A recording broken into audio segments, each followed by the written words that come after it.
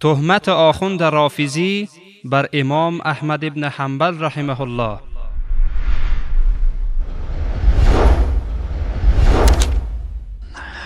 از آن که احمد ابن حنبل که امام این حنابلة، امام این وهابیاست، در یکی از کتاباش هم نوشته که لا یکون سنی سنیًا حتی یبغض علیًا.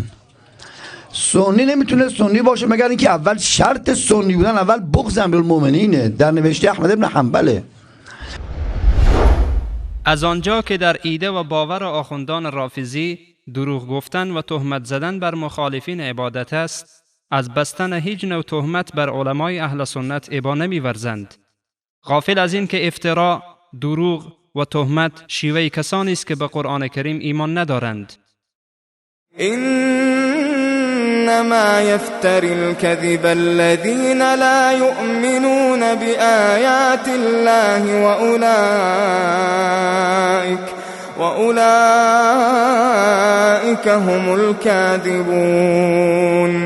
فقط آنان دروغ می‌بندند که با آیات الله ایمان ندارند و ایشانند که دروغگویانند. این آخوند افترای بر امام احمد می‌بندد و هیچ سند و مدرکی از کتبشان و یا حتی عالمی که از ایشان نقل کرده باشند ارائه نمی‌دهد.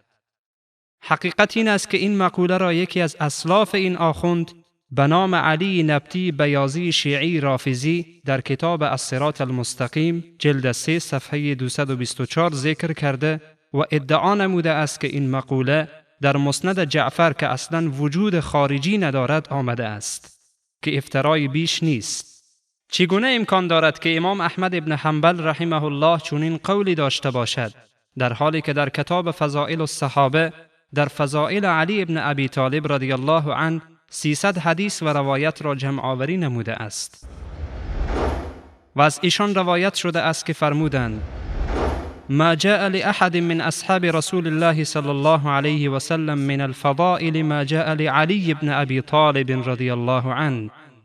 در فضائل و برتری هیچ یکی از یاران رسول الله صلی الله علیه و سلم مانند علی ابن ابی طالب رضی الله عنه روایت نیامده است. مستدرک حاکم جلد 3 صفحه 116، روایت 4572. تاریخ دمشق جلد 42 صفحه 418.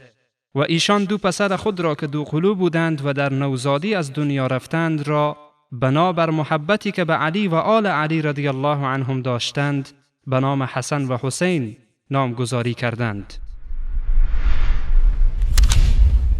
سنی نمیتونه سنی باشه مگر اینکه اول شرط سنی بودن اول بغض امیرالمومنینه. در نوشته احمد ابن حنبله. از همین امام باقر سلام الله علیه روایت داره: والکذب شر من الشراب. دروغ از عرق خوری بالاتر، بدتر گناهش. والکذب شر من الشراب. دروغ از عرق خوری بالاتر، بدتر گناهش.